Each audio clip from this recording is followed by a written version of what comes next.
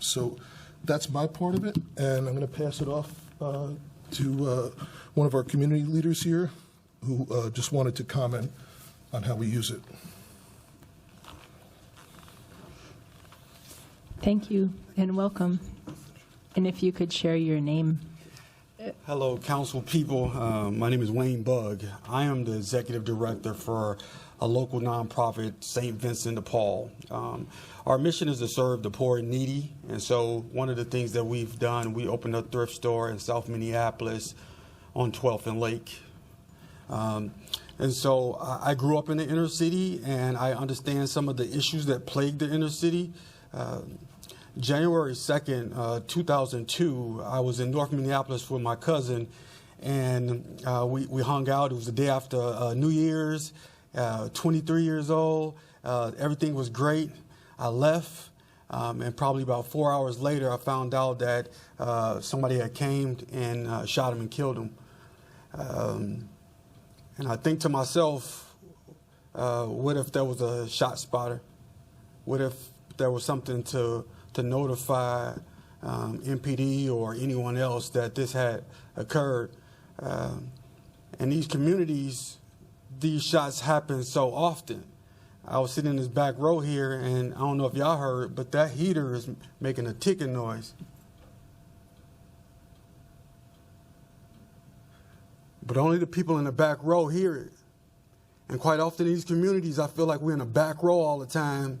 We're hearing these shots, and nobody's responding. And I know that this technology is not perfect, but I think we need a both-and approach, something where we're being heard. These are not victimless crimes, even when the police show up and there's no victim.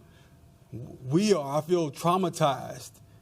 So I'm working on 12th and Lake at this store, and so this last couple of years they gave me this management position, and one of the benefits, I guess, is I get to go view the camera when there's a situation. And so over these last 4 or 5 years, I've gone in with MPD and looked at the camera as somebody's been shot through our sale sign and in the chest, and they lay in the street and they bleed to death. There are shots in the window.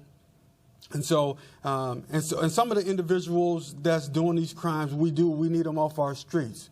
I would love for rehabilitation of whatever the case may be. I would even really, Allen Iverson, the basketball player, I don't know if you ever know who that is, he has said this term. We're talking about practice. And today, to a degree, I'm like, we're talking about shot spotter. We're not talking about the shots. Why are the people in my community letting off rounds like this? What causes that? Where is the hope? Right, and doing an investigation in that, what's the account of that? And so I think when I looked up the paper, they said this ShotSpotter thing is like $1 million, and then but when they said looking at the city budget, it's like 1.8.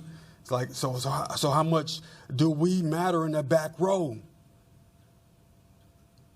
And so that's my appeal to you today. I thank y'all for caring enough to entertain this conversation, but it's difficult to sit in the back row and feel like whatever that may mask or fix that, somebody may come in here tonight and pour some water in the radiator. I don't know what y'all technology is, and they'll stop for a while. But we appreciate the break. And I'm not in love with MPD. It's a working relationship, right? So them showing up more does not. I'm not fully convinced of that is the best case scenario. But the fact that they're willing to work. Look, people's lives are in jeopardy. So I have to determine sometimes if dealing with some rogue cop versus me bleeding in the alley and nobody calling 911. That's my reality. And so I want the shot spotter, give me MPD, and give me some other stuff to talk about the reason why these shots are going off in the first place. So, Mr. Bugg, thank you. We appreciate your very personal, heartfelt stories, and your analogy to being in the back of the room is powerful.